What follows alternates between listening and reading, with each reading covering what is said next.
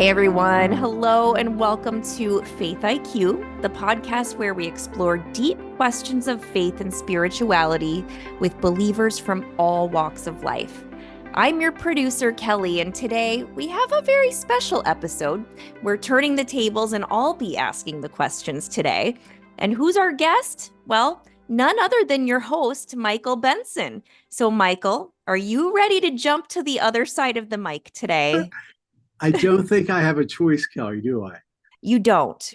Nope. Today is the day we're going to kind of fill in our listeners on your background, where you came from, and how you came to start this podcast and what your goals are and just what your inspiration was behind all that. We've had some amazing guests so far, but I think our listeners probably want to hear a little bit more about you. So if it's okay with you, let's dive right in. I'd like to hear a little bit about how you grew up, your background and where you came from. Well, I grew up on a farm, so you can relate being in Manchester, Iowa. Yes. I grew up on about a 40-acre thoroughbred horse farm in Wow. suburban Maryland. I always said it was Hunt Valley, but technically it was Sparks, Maryland. And it was a town that my family was in for a long time. My paternal grandfather was a town doctor and rode around on horseback seeing patients. Wow. Oh my gosh. That's really cool. The old days, kind of. Yeah. That's awesome. Did you grow up with organized religion as a part of, like, did you go to church every weekend? And were your parents religious? What was that like? Well, my father, we were raised Episcopalian, Hmm. which I always kind of describe as cheating Catholic. We're Hmm. Catholic, but we don't follow all the Catholic rules. I've heard that term before. And I actually was an altar boy. Both my brothers, my older brother Lyle was an altar boy, and I think I was an altar boy at the same time he was, which I blame my knee problems these days on doing that because it wasn't short services. There was like an hour and a half services with a lot of getting up and down and a lot of kneeling. Yes. Yep. I grew up Catholic, so I feel your pain literally with the knees and the kneeling and all of that. Well, it's So, funny. My mother was Catholic. My mother, yep. my mother, she was Catholic. This is kind of a little bit. This is an interesting artifact, a little interesting fact. I got married at a relatively young age, right out of college. I'll say to the first girl that smiled back at me, if you know what I mean. And I unfortunately that marriage did not work out, but produced an absolutely fantastic son, my oldest son Joseph, who lives in Gilbert, Arizona, and recently became a father himself. I have an absolutely beautiful wife and a beautiful family. Yeah, Ashley's wife and Jack, his son, my grandson. Mhm. And but long story short, I got remarried a couple years later to the second girl smiled back at me. Um, and at the end of the day, and that marriage lasted almost 20 years, 19 and a half years. But I was into that second marriage, and I talked to my older brother one night. No, I had moved up to Connecticut. My wife and I were relocating to Connecticut from Baltimore. And she calls me up one evening. She had not yet moved up. She goes, "Hey, I have something to tell you." I said, "Okay." I went out to dinner with your dad and your younger brother and Katie, his wife. And did you know that your dad was married before? I said, "What are you talking about?" And she goes, "No, no, no, seriously. He was married before. He went off to World War II. My father was a Marine, entered very late in the war, and was actually on his way to the South Pacific on a boat when the war ended, thankfully, because the Marines did not, the casualty rate was very high. And so I was just like shocked. So I called up my older brother, of course, to tell Lyle. He goes, "Oh, yeah, I knew that." I said, "You knew it?" And I'd been through a divorce, mind you, and no one told me this.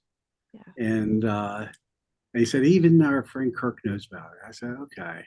And I thought for a second, and I said, "Hey, did he tell you the one, Roy, the other part of it?" He goes, "No, what?" He goes, "You're from the first marriage," which is not true at all. Oh, But just brothers. They're just a always trying to start stuff, aren't they? yeah, just a value that 30 seconds of silence was worth it. Wow, that's funny. You know what? This is really kind of off topic, but related. This is crazy. My mother had a similar secret. She was married before my dad. Now, my mom and dad were married for 57 years before my dad passed away, Wow. but we found out, my brother and I, my only sibling and I, found out recently after our dad died that our mother had been married before our dad, which was a bombshell. We did not have any idea. And it was kind of a similar situation. She was really young in her early 20s, and she married a young man who went off overseas in a war, Hmm. and he was killed while he was there. So she lost Wow. her husband and was really devastated. And then she met my dad a few years later, who was in the Air Force. That's how they met. So, but yeah, crazy. Isn't that crazy? It's like you can only see your parents together. Like it's weird to think Yeah. of that they had a life before that, possibly. But I don't know why my mom chose not to tell us that.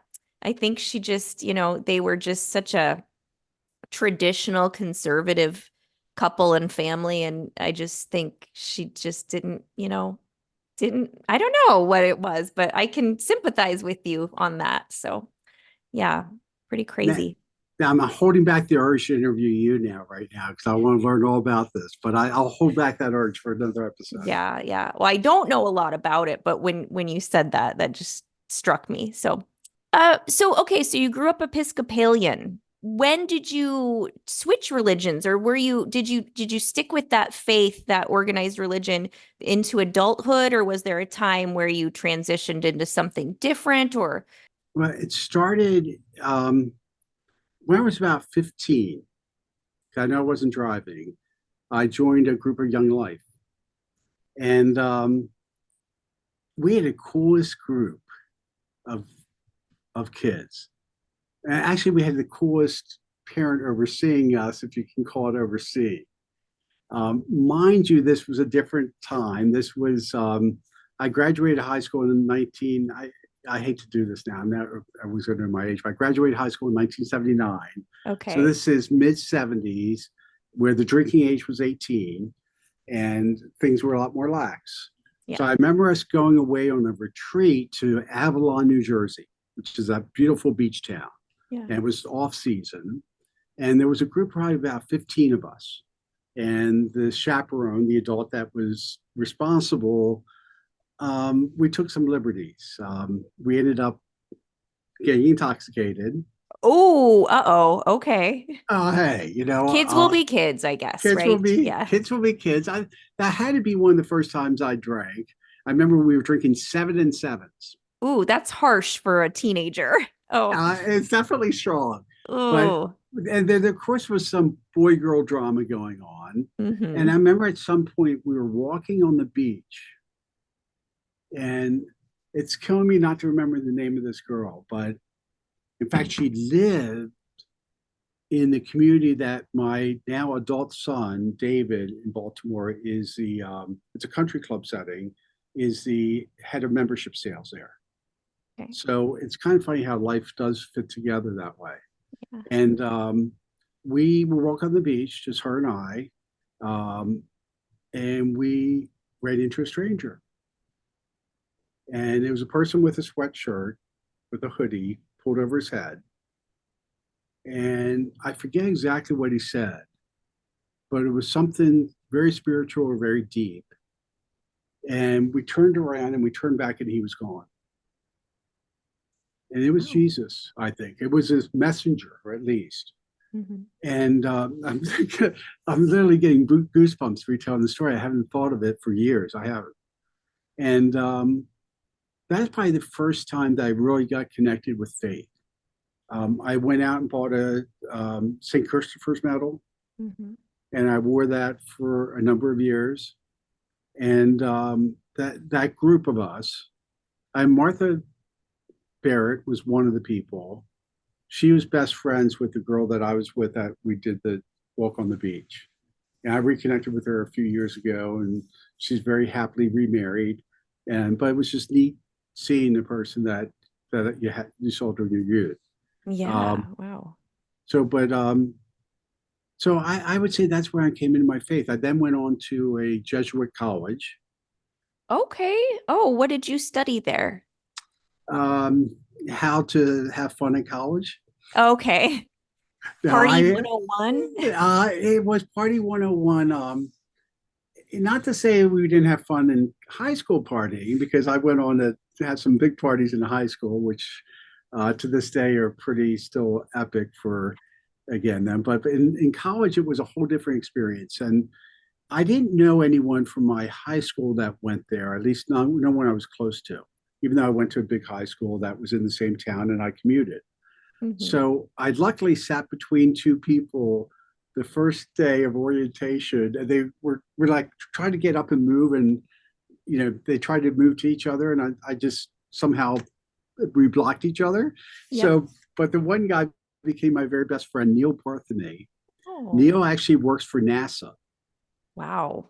Oh my and goodness. I think his dream was to go up in space, but he works on all those missions, and he became the best Division II lacrosse player for his position, Okay. pretty much of all time. He was Wow. just a really cool guy and a really good guy.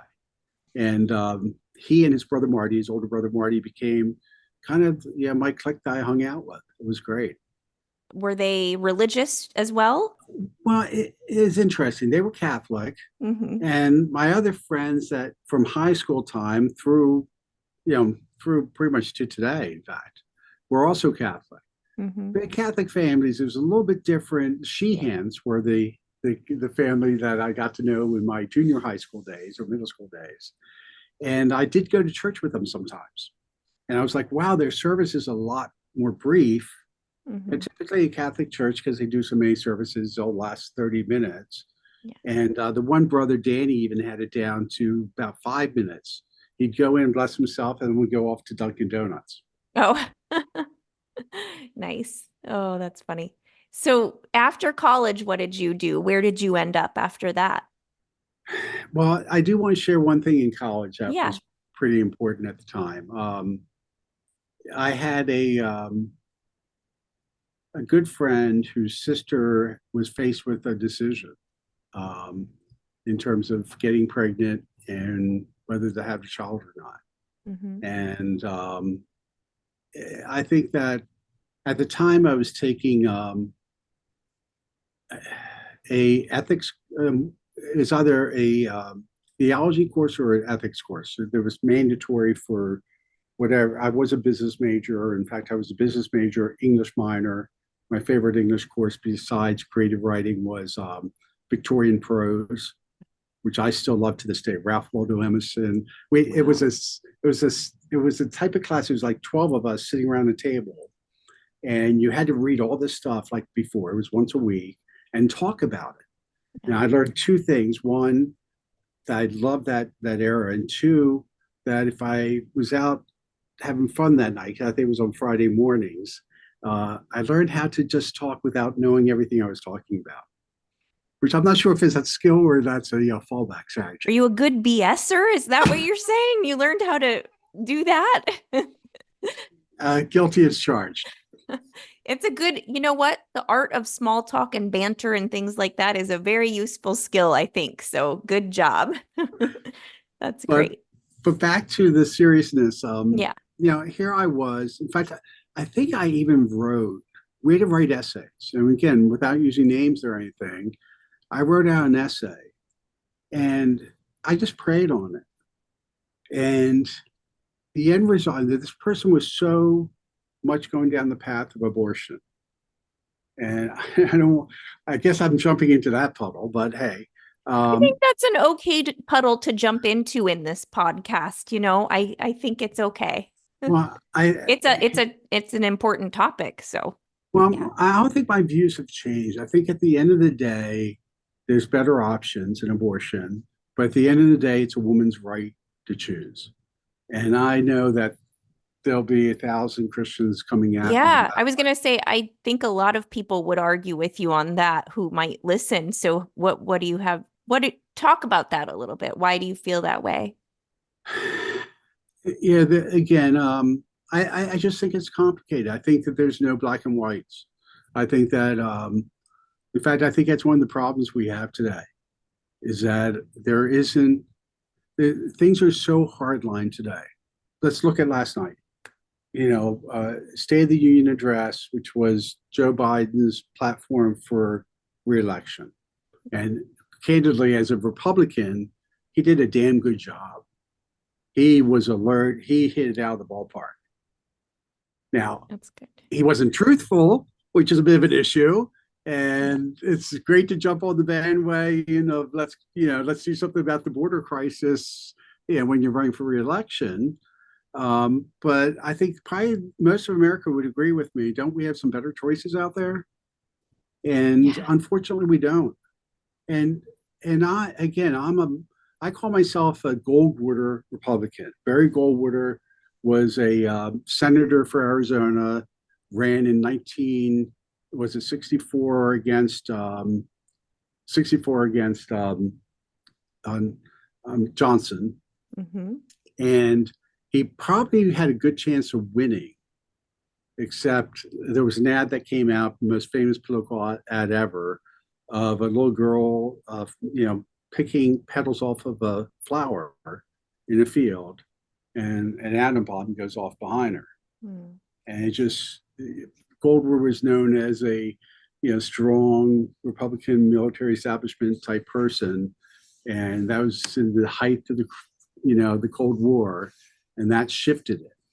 Now the Johnson campaign claimed they didn't have anything to do with it, but it literally changed the direction. But what I liked about Gary Goldwater, I actually did some business with his.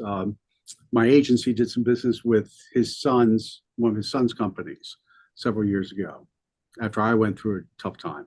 Mm-hmm. But what I liked about him is his daughter, I believe, had an abortion, Mm. if I get the story straight. And Barry was of the feeling that the politics and religion need to be separate. And I think that's kind of our founding fathers said that, didn't they? I mean, weren't we Yeah. a country established for freedom of religion? Mm-hmm. And Yep. and I'd love Ronald Reagan, but I think the main mistake he made is he let in the religious right, and ever since that time, religion and politics with the Republican Party it's united. It's too united. That is true. I see that too. Yes, letting their religious beliefs come into politics and things like that. Yeah, I know what you're talking about. So, but finish that story about the girl where Well, you were. she ended up not getting the abortion. She had a beautiful son. I got to know them a bit over the next several years, and I'm glad they made that decision. And anyone out there listening that's going through something like this, there's other options, there's other people. At the end of the day, God has a plan for all of us. I can definitely personally speak to that. I was a teen mom. I was not married Oh, when wow. yeah. So I was dating a boy. We were kind of high school sweethearts, and his first day of law school, we found out that we were going to be parents. So that was quite Wow. a surprise. We were both in college at the time, quite a big surprise, big change. We had a dilemma, but we chose to get married and have our beautiful son, who's about to turn 27 here next month. 27. Yes. Yeah. And he Wait, has, wait. You said you were 14 at the time? I was I'm 14. trying to do No, the math there. I Yeah. was 19, but still a teen, very much a child in every way. Still, I was not super mature. So I had a lot of growing up to do, but I can say he, and I might cry a little bit. He's the best thing that Yeah, ever I happened to am. me. Yeah. Best thing that Yeah, ever happened to me. And I thank God for him every single day. He was my reason for going back to school and getting my degree and pursuing a career and waking up every day to be the best I could be. So I can speak to that, hard dilemma, but I made the right choice for sure. And so Yeah. anybody, yeah, who's going through that, it's very hard. It's not easy, but No. you're never gonna regret that choice, I think. It's funny. I went back. My mother passed very end 2016, so I went back for an extended period in the spring of 2017 for a variety of reasons. Most important, my daughter was getting married, Maggie. Any father out there that has a daughter knows how they own your heart. Yes. And also, I wanted to do a little thing for my mom to celebrate her life. And I did it at the church that we all went to growing up, the Episcopalian Church, even though she was Catholic. And my younger brother came to that. It was really cool. Mhm. And it's just also I took that week to kind of dig into the history. I'm a history nut, so I dug into some facts about our family with the local historical society for the county. I found out that we had three people that fought in the American Revolution. We were luckily on the right side of the Civil War because Maryland's a border state. Yeah. And the one thing which I'm still not 100% sure I'm comfortable with, but we're somehow related to Richard Nixon. Oh, So wow. speaking of That's politics, interesting. Oh, my yeah. goodness. Okay. Well, that's cool. Well, yeah, you have this wonderful support system of friends who are very strong in their faith and their convictions. I've gotten to know a couple of your acquaintances and friends through the podcast, but tell me how important it is for you to be surrounded by people of faith. What does that do for you in your daily life? How do they support you, and what tell me the importance like of having a good support system around you? Um, I think it's important for anyone. Hmm. I think it's especially important these days where, let's face it, we have both lots of challenges, which a lot of time we create ourselves. Hmm. And I'm a I'm really good at doing that part, which isn't necessarily good. And then We all are. It's okay. yeah, and then we also have a lot of distractions and a lot of noise out there. And I've been through different things at different times. And there's four people that I reach out to that I trust inherently. I Um, bet I know one of them. one of them is Jimmy. I knew it. Jimmy Walker. Uh, the other one I did mention is my youngest son, David. Yep. David, I remember going through something back in I think it was around the time of 2017, and a lot of times your actions get interpreted certain ways. One of my favorite memes is by it's some Mother Teresa quotes, Hmm. and it basically says, be kind, do the right thing, so on and so forth. People will misinterpret or twist it, or if you're kind to someone, it may backfire and so forth. But it's not about your relationship with them; it's about your relationship with God. But David, I remember talking to David. I said, "Why is it that you are so supportive?" And he says, "I understand your heart, Oh. and that means a ton." And I I probably overshare, which is a overshare with David. I overshare. Period. Let's face it. And I that's something. just feel like it's your character. You're just a very like honest person and you are who you are and you don't hide it and you're an open book, I feel like. That's what I feel like. I am an open book, but the one thing I've learned, especially recently, is that it's not my place to tell anyone else's story. And that's something I'm going to be more protective of moving forward. Um, but again, to finish up the list, I have a life coach that at least once every 6 months, I'll end a phone call with a, pardon the French, a fuck you. Oh, You have no idea what you're talking about. Goodbye. I'm never talking to you again. And yeah. then when he answers the phone, like a few days later, he says, I thought we weren't talking. And Arnie Fonseca uh, he's an amazing guy. He was a bodybuilder years ago. In fact, he knows he was working at the same gym and knows as a friend the founder of Lifetime Fitness and Bowie's before that, Oh, who's become a wow. multi-billionaire. And Arnie then went, instead of fitness, he went on the healthcare route and had one of the Okay. biggest rehab centers. So my company's in the wound care. Arnie knows all about that.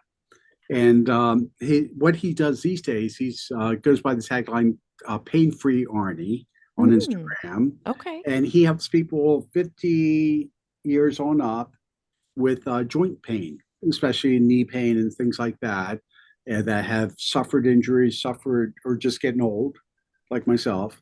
You know, I have a slight arthritis in my knees, and it. Even I have that. Well, whatever. You sound I like my do. younger doctor, my primary care doctor. I said, "What can I do about it?" He goes, "Just get used to it." But Yeah. yeah, but I refuse to take that as an answer. Arnie's got some techniques. He's got me walking on a treadmill backwards, which Oh yeah, that's a good one. Yeah. it Yep. does. You know, also you get to see everyone in the gym. So, I'm able to do it now without falling off. So it's all good. Yeah, I was gonna say that's really good for your balance and like mobility and stuff. Yes. Yeah. And then the fourth person is, but he's also my life coach again, Arnie.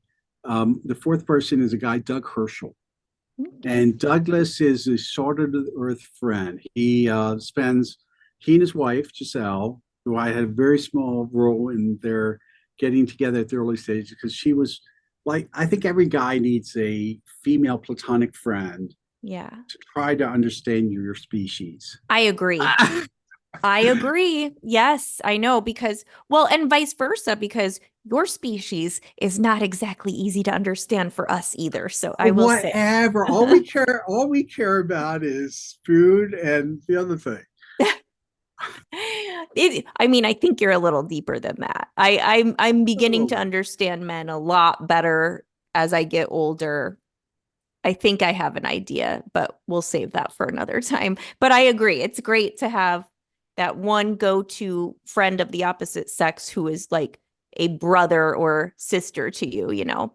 Yeah. exactly. And that's what Doug's wife, Giselle, and I kind Yeah. of the end of the story, but Giselle was my, female platonic friend. And I think she had a certain vision of what she wanted to end up marrying. She had not been married before, tall guy, not married before, no kids. And Yeah. Doug's just not on the taller side. Yeah. And he's been married twice and has two beautiful boys. And they now have been married, I think, well, since for more than 5 years. I mean, Nice. it's an absolutely beautiful relationship. They spend the summers up in Montana, where Doug has a place just a little bit outside of Bozeman. Now that I have a national business with the wound care, Hmm. and if someone special comes back in my life that gave me flight benefits, that would be even better. But I plan to spend some of this summer, which gets a little hot here in Arizona, for Yes. about 5 6 months, 5 months, and traveling to see places like Manchester, Iowa, and You would Bozeman, not like Montana. that very much. It's very boring. I try to get out of Iowa. So, Iowa's great, honestly, but if you I mean, it's not much cooler than Arizona. Iowa gets really hot in the summer, so hot and Oh, humid. okay. Ugh. The take that off the list. I'll add Hawaii instead. Yeah, I have a little But Maui mug, so I will Montana, go to Hawaii. Montana though is a Montana's great nice. place to go in the summer. Yeah. Perfect. It's Well, I'll start beautiful. researching podiatrists up there. You just have to So, be careful and carry your bear spray with you because the grizzly bears are out of control. you're serious In now? Montana, yes. They are having an all-time high of like grizzly bear sightings and stuff. I don't know what's happening if there's like a lot of construction going on that's driving them from their homes and into towns or something, but it's crazy. Yeah, lots of grizzly Uh, bears. I think it's important to point out now that I grew up on a thoroughbred horse farm. Mm, Um, mm-hmm. I, until this summer, I went camping with the girl I was with, and when she first mentioned it, we had been dating about 6 months at that point. The only time I had gone camping before was when I think I was 13 or 14, and it did not end well. It rained in the middle of the night. We Oh, wandered home, a mile away from where we it's were. We were just in part of the the adventure, backyard. Michael. Yeah. So I said when this girl who's very special to me said, do we want to go camping? I said, sure, we'll rent a cabin. She goes, no, no. Why would we rent a cabin? I have a tent. I Oh. said, okay. And at first she wanted to go to like a remote setting where there's no like uh, public restrooms. I said, that's not happening. Oh. But anyway, we did go to a campsite and is Bear Canyon Lake, I think it is, Okay. in northern Arizona, where it's up on the Mongolian Rim, so the northeast part of the state. Hmm. And we went in mid-July when it was a consistent 110 each day in Phoenix area, Oh my Scottsdale. gosh. Wow. And it was That's absolutely, I had the mm, best time. I literally had the best 110 time of my life. though? No, that down here, up there was in the Oh, 70s. gotcha. Oh, It's in okay. the Okay. 70s. And it even Okay. rained. I think it even got down to the you know, low 60s, maybe upper 50s at night. And Yeah. the only thing that we were not successful at, and we have not been successful at it yet, now that I think about it, is fishing. She Oh, loves to fish. okay. Okay. I do too. And do you really? Well, Hmm. and she's a catch and release person because she believes in kindness to all creatures. And I have a theory about that. I'm not a catch okay, and release person, but it's God's blessings, right? So, but anyhow, yeah. we didn't catch anything to release, so it's kind of irrelevant. You know, Oh, we had been fishing up there pretty much every day we were up there, I think. And then we fished down in the valley where it was 110 degrees. We didn't catch anything. yeah, So that's some hot weather for fishing. I've never had any luck when it's super hot like that. I think the fish try to hide from you and get some shade down where it's low, maybe. I don't know. something like that. So, Yeah. but yeah, so that I'm looking forward to it. I used to have a small little convertible for the past 10 plus years that I drove around, a little Nissan 370Z, 350Z before that. And now I think you have the same vehicle, a Jeep Gladiator. Yes. Yes. I keep forgetting we drive the same vehicle. That's so funny. Yeah, I love my Jeep Gladiator. It's fun. I love taking it to like South Dakota and Colorado and driving around the mountains in it. I just love that. So, yeah. Now I'm Yeah. looking forward to doing that. Yep, So yep. cool. Very cool. So you have a great support system around you. You've got a lot of people who are faithful and keep you focused and grounded in that way. But you know, you've had some challenges in your life. Things haven't always been easy for you. Has there been a time where you felt kind of maybe disconnected from your faith or you started questioning your faith journey or anything like that? Have you always maintained this dedicated belief or have you ever kind of like questioned things and was there a point where your faith was reaffirmed or anything like that? Yeah, I think there's two times. And one was business related, I'll say, and one was personal life. And I'll start with the business one because it's out there. Hopefully, it's taken down off websites, but it is what it is. Um, I spent 20 years in the sports agency business, sports and entertainment business to some extent. I spent 10 years back east. I had went from Honeywell into the sports agency business, going to work for a company that's now Octagon in Washington, D.C. This was 1991. And had the opportunity to have a good run there for a year and a half, and things were going well, but they wanted me to relocate to a New York satellite office. And my oldest son, Joseph, wasn't living with us at the time, so it was out. You know, I just said, Yeah. that's not happening. Yeah. So long story short, I ended up transitioning to another company for the balance of a decade, say that, and moved up the ranks and became their VP of Global Business Development and moved out here to Arizona when they went through a couple of acquisitions and mergers, and it just wasn't the company that I'd gone to work for. Yeah. So I moved out here to actually go to work for someone that had purchased the Harlem Globetrotters. What? Oh my And gosh. Okay, that's cool. yeah, and Very cool. I'd actually, you know, the plan was for me to be their president. I was married at the time. We were even having a house built in North Scottsdale. We were having a towel pool put in, and we were going to do the Globetrotter logo on the on the floor of it. Oh, very cool. And then I resigned. I was Oh, I resigned okay. 6 weeks before our house was built.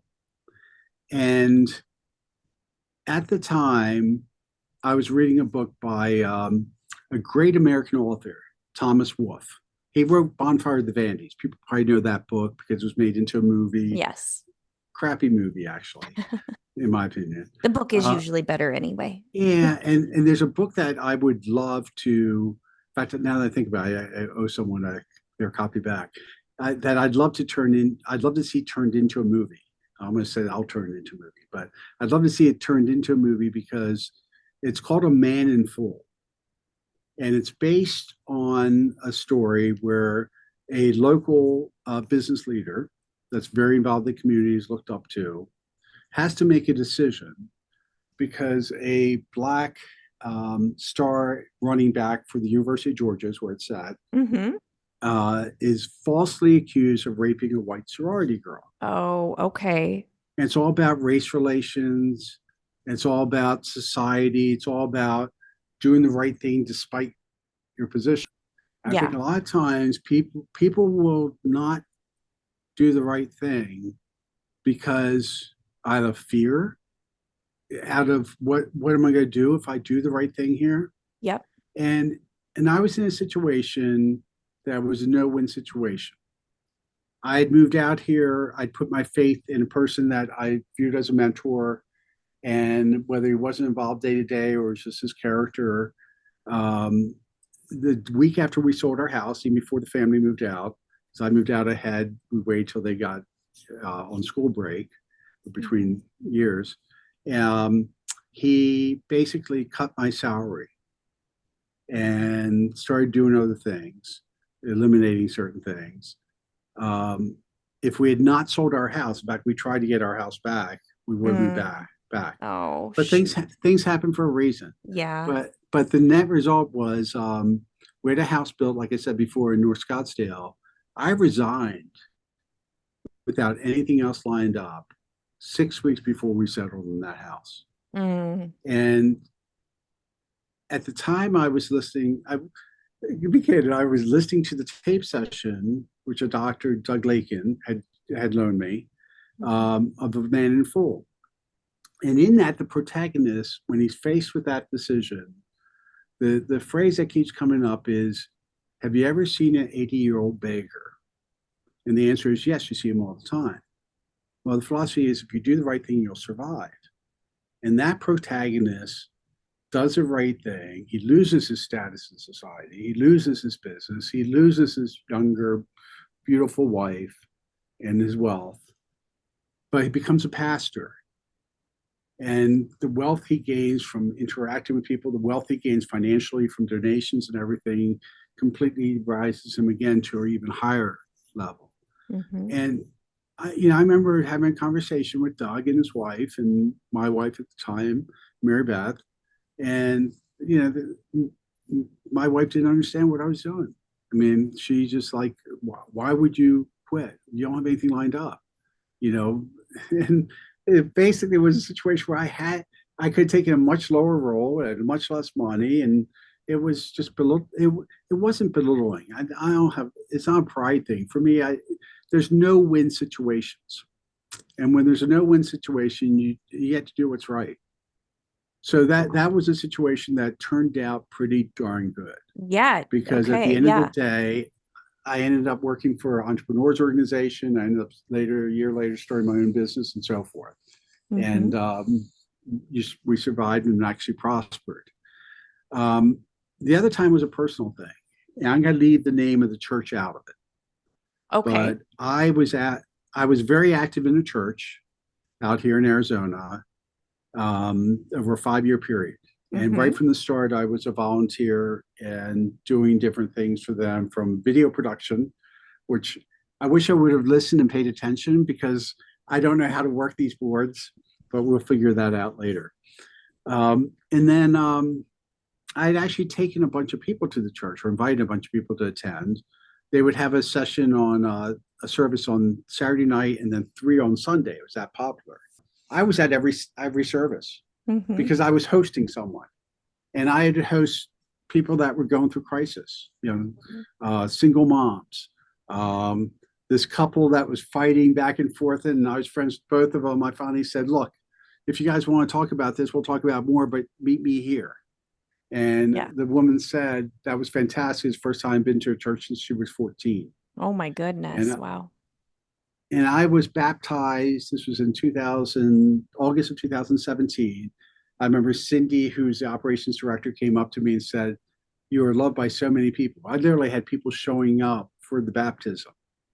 Oh, And that's so that, special. As an adult, that's awesome. yeah, I felt the Holy Spirit that day that I got baptized. And that was August of 2017. And less than a year later, in May 2018, I'm walking in, and you ever send someone's walking at you instead of by you? That's exactly Yes, the I know sense I what you got. mean. Yep. With a purpose. They're coming towards you with a purpose, and you're like, oh no, what is going to Yeah. happen right now? Yeah. And I was led out, and they literally called over a Scottsdale police officer, and they What? wrote up a little thing that said, "We want you to go to a new church. You're no longer a member here. And if you come back within a year or to any of our places where we have service, because they would go do events at like a big resort and stuff for Christmas, you're going to be trespassing." So you got kicked out of this church where you had been baptized, basically. They said, leave and don't come back. They did, and a couple of things. One, a couple of things happened. Let's say three things happened. One, um, people didn't believe I didn't do anything, and I do. Looking back on it, I did a couple of things which the church. I ran a singles group at one point, a singles fellowship group Oh, yeah, with that's a another good person, a thing. female. That's great, Well, isn't it? they, you would think so. We grew it so big that we had like 125 people ready to volunteer to hand out sandwiches to the homeless in downtown Phoenix. Mm, And the guy that got that's involved with that event was fantastic. doing, yeah, but the church didn't want that. They didn't want you to be doing outreach and stuff like that. Well, they viewed it as we were doing it under their brand. Oh, like competing kind of or something. Okay, got it. Yeah, but I found out later that they shut down some. They basically didn't shut down. They gave parents that whose teenagers were holding Bible studies in their home with other teenagers. They basically said, "Look, that kind of competes with what we're doing in small group meetings." I think that's crazy. I mean, I belonged to a church a few years ago. They encouraged people to kind of spin off into their own little subgroups. They wanted that. They wanted fellowship overall. They wanted people to form close bonds and have tight-knit friend groups within the church. And they really wanted people to do stuff like that. So hearing that your church was not having that kind of makes me think maybe they didn't have the best of intentions. I don't know. Not to say anything bad about your church, but I Well, don't think that sounds right. that's why I'll keep their name out of it because Yeah.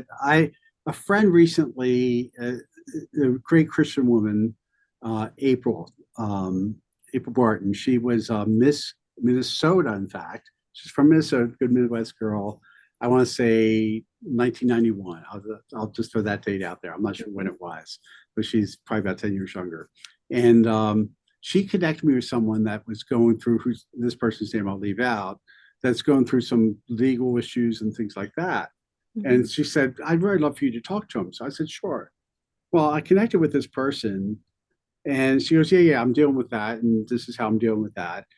But I want to talk to you about this church Mhm. because she's gone recently and she experienced the exact same thing. She had a fellowship group with about 60 people and they were given an ultimatum. They said, "You either a member of the fellowship group or you're a member of our church."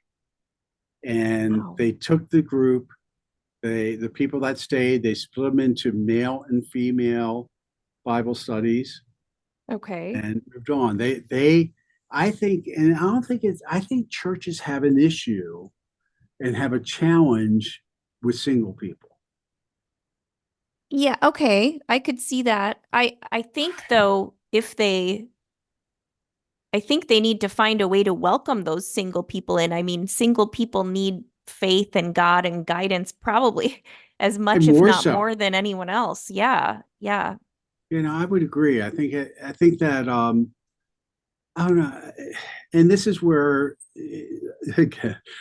we had the abortion thing earlier. The single thing, the whole premarital sex. I'm not in sync with the Bible or religion on that part because I think intimacy is one of God's greatest gifts, Hmm. and that doesn't mean you should give it freely. But I think with someone special in your life, that is a beautiful thing. And I think a lot of churches try to control that or moralize that. Well, I Um, think, yeah, I think, well, the Bible would say, and I'm not super well versed on the Bible, but I think the Bible says it is one of God's greatest gifts, one of the greatest gifts between a man and a woman who are married. And so a lot of people do disagree with that. And especially in these times, things are different. But yeah, yeah, intimacy is definitely a God-given gift. Yeah. yeah, Yep. and I think these days people, I think it's beneficial not to be married right at first and to get to know people and um, to have that type of relationship. I think that it's intimacy is well, let's face it, any guy with any girl is blessed because at the end Hmm. of the day, um, you are blessed. There's a joke that I absolutely love that God made, God promised every man a good and loyal woman and in every corner of the earth and then made the earth round. Yeah, Okay, got it. they're not in corners. So anyhow, no, I think that I'd certainly been blessed by some very special women, especially this woman I dated last year, who touched my heart in a way that no one else did or has done. And like all relationships, it's always complicated. But I know her heart, and she knows mine. Hmm. And if you can be your authentic self, then there's a person that runs the pickleball at a place Lifetime Fitness in Hmm. Gilbert. Hmm. And I had a brief conversation with her, I think around the holidays. And she's in a relationship now with a woman and married. And Oh, and she okay. said she said it was the first time she could really be her authentic self. And she just asked me, "Are you your authentic self with this person?" I said, "Yes, from day one." And so is this woman. Hmm. And you know, it's that's all you want in this life. You want someone Hmm. to see you for who you are and Yeah, hold you accountable for your faults, because God knows I have them. I, we I all do. I'm the most I'm an emotional person, so I emotionally react to things. And I'm trying to get better. I'm listening to at least one YouTube video a day about stoicism, if you're Oh, familiar with okay. that. Okay. Yes, I And am actually. I think that's a really great thing for men to practice and learn about. yeah, men tend to react, and men tend to try to control things. And stoicism is all about responding to things we don't control. We don't control most of things in life.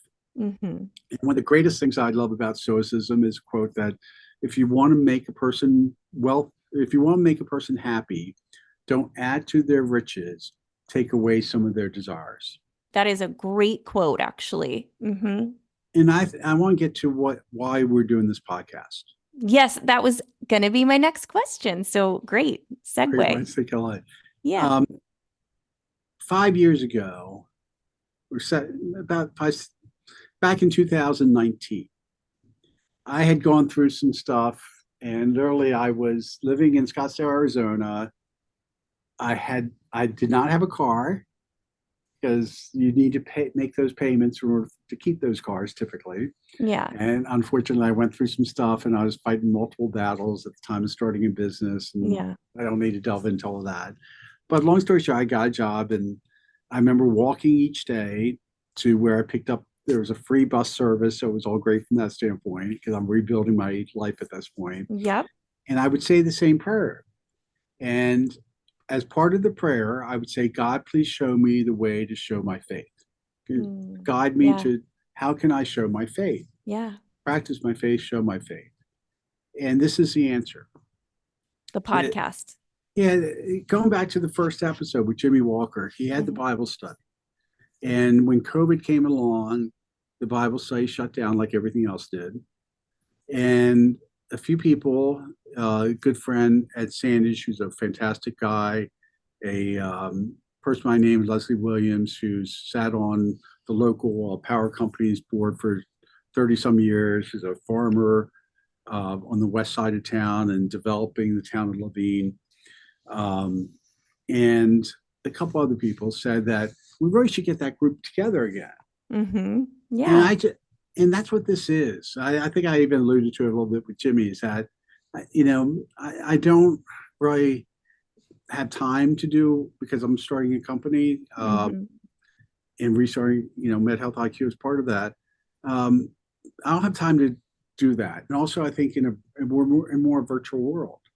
So this is a way of doing that. I can walk down the hall to the place, Kiln, where I have my office, a co-working space. They have a podcast studio right here with amazing equipment once I learn how to use it. And we'll get you trained. You'll get it. Yeah. Well, that's a good point. It's a little break in your work week where you can focus on your faith and have a really great discussion about faith, spirituality, life, and stuff with another guest. And you can spread it to the rest of the world too, because it's on YouTube, it's on a podcast, it's on Instagram. It's very accessible to everybody. So that's it. That's really great. Yeah, it does take kind of like a good replacement for that Bible study. So yeah, I agree. And I want to say one other thing too. It's very important to me. The best compliment I ever got about my faith was from a devout atheist that I went hiking with, and it's a good friend, several years ago. And she says, "Michael, you're not like the other Christians I know." I said, "Okay, what's that mean?" She goes, "You're not judgmental." That's a big one. Yeah. And I said, "You're obviously hanging out with the wrong Christians, because ding, ding, ding." End, yes, exactly. He's the only one that judges us. Right. And I want to invite people of all faiths and beliefs and non-believers onto this podcast. I want us to interview, because it is us. It's actually you, Kelly, doing all the work, and I get to show up each week and ask some questions and try to look okay on camera now that we're videoing. And I want to hear. I mean, I love Joe Rogan has a great podcast, I think, because he's learning all the time. He's very curious. There are some people, I tend to shoot high. I mean, you miss 100% of the shots you don't take, right? So I one day want us interviewing Kanye West, because Jesus Walks is my favorite song. Yeah. That I listen to inspirationally. It really is. And talk about a complicated person, and talk about a person that, because of his views, I can't we go back to the time that everyone can have their own views and we just don't, I wish we could, where you don't necessarily agree, but you can still be friends.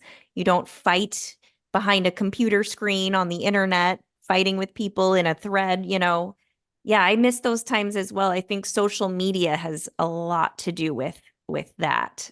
Yeah, I think division. I think people put on that Instagram look, to be candid. You're always putting your best stuff on. It's a highlight reel. It's the Kodak moments. It's not real. It's not real life. Well, I want this place, and I'm willing to I don't care about my skeletons. And there's certain things I want to keep private, because because they're special to me.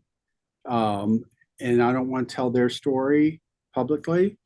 But other things about me, I'm happy to have those skeletons pulled out of the closet and put on display.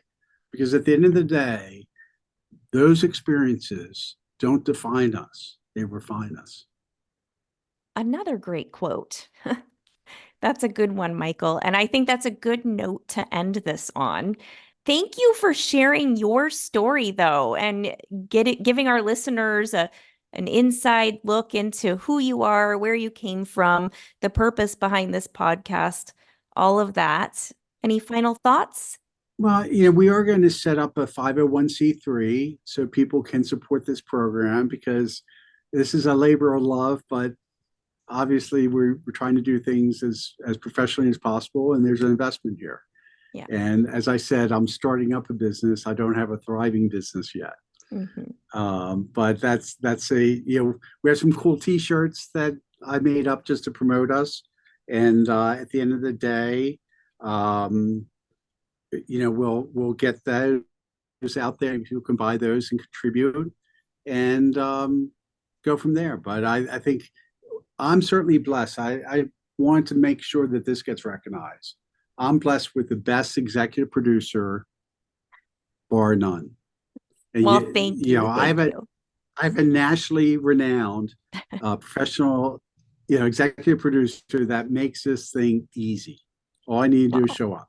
Well, thank you for that compliment. So I really appreciate that. Well, you're easy to work with. So I appreciate you, Michael. So we do have some great guests coming up in the next few weeks. We are working on future episodes now. Lots of good things coming up. If everyone wants to follow us on Instagram at FaithIQ Podcast, you can find us there. Be sure to give us a 5-star rating and review on Apple or wherever you get your podcasts. We have a YouTube channel as well. You can watch full episodes and smaller versions of those episodes on YouTube at FaithIQ Podcast. Thank you, Michael. Until next time, everybody have a great week, and we'll see you guys soon. Thank you so much. Thank you for listening to the FaithIQ podcast with Michael Benson, exploring lives enriched by faith. Please like and subscribe to the show on your favorite listening platform and give us a 5-star rating and review. Follow the podcast on Instagram and Facebook at FaithIQ Podcast and watch each episode on YouTube at FaithIQ Podcast.